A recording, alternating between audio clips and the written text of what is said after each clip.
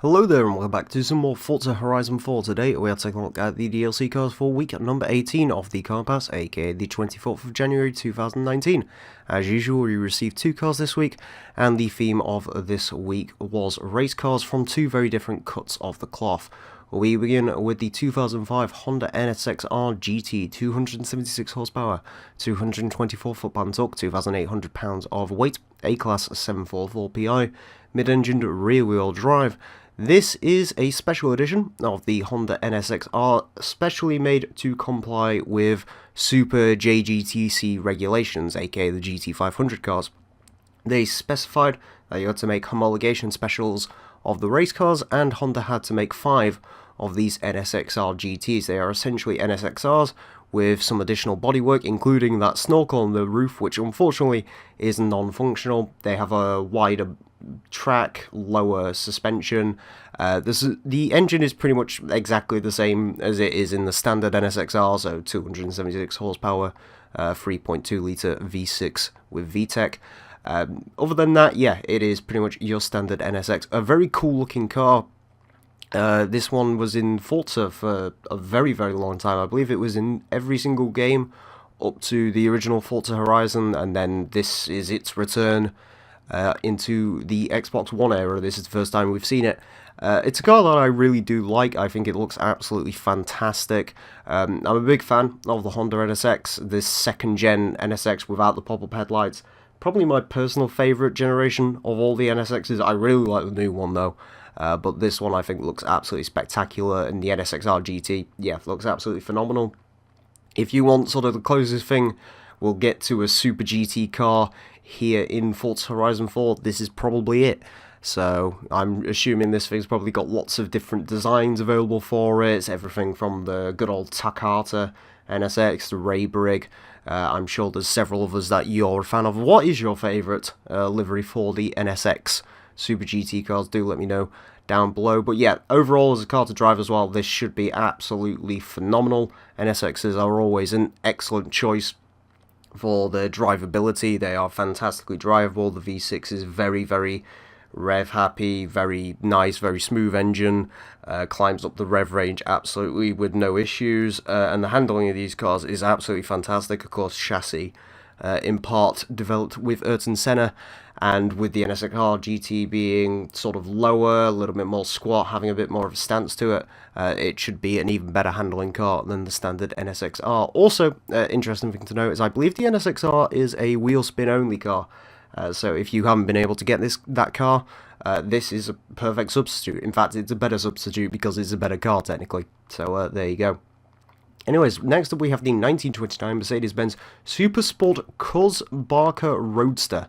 It's a bit of a mouthful. I'm just going to call this thing the SSK. 200 horsepower, 332 foot-pound torque, 3,725 pounds of weight. Front-engined rear-wheel drive, D-Class 229 PI. This one I did actually have to do some research on. Of course, many of you probably know I'm not massively into my super classic cars, and this certainly is a very classic car indeed. In fact, it's 90 years old as of this year. But yeah, it is still nevertheless a pretty legendary car, looking at one of the finest sports road racers to ever grace the planet. This thing has multiple accolades. In fact, so many that it was one of the nominees for Car of the Century in the sort of 1999, I believe that's when they held that, 1999 to 2000. Along with cars like the Golf GTI and the Porsche 911. So yeah, it was right up there, and it's considered legendary because it is just that good at racing. 7-litre inline-6 supercharged engine, the final Mercedes-Benz developed under Ferdinand Porsche before he would go off to create his own company, of course. Yeah, an absolutely interesting looking car, certainly.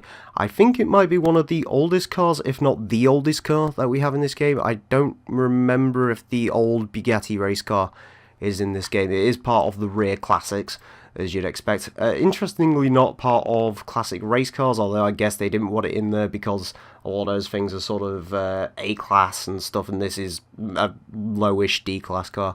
for obvious reasons, because while it was a legendary race car back in the day, obviously compared to cars of today, I mean, it has 200 horsepower and weighs 3,700 pounds of weight. It's got more in touch with a Pontiac Firebird Trans Am than it does with a modern day Mercedes-Benz, but nevertheless, still a pretty cool car to have in the game. This one actually does have quite a few different body mods as well, I'm assuming, to turn it into various different styles of SSK. I believe there was a streamlined version of this. I don't know if it has the body parts to turn it into that sort of car, certainly, but yeah, it is a pretty interesting car from a historical standpoint, definitely one, and that deserves to be in the game.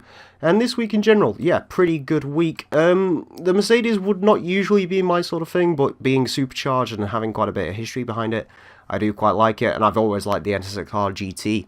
It's a very nice thing to see that return to Forza once again. Yeah, pretty good week for the Car Pass, especially if you're a fan of more of these sort of race car / homologation special cars. This certainly gets you fill in. Anyways, thank you all very much for watching. Apologies for this being late. In fact, next week's vehicles are out, which you're going to see a video on that tomorrow. The reason it's so late, you can probably tell in my voice, I'm a little bit ill. Nowhere near as bad as I was last week. Last week I was pretty much incapacitated, and I have been for most of, well, since Monday, last Monday. So this is basically the first opportunity I've had to make this video. But hopefully you can deal with my voice slightly and found it entertaining enough. Anyways, thank you all very much for watching, and until next time, a farewell.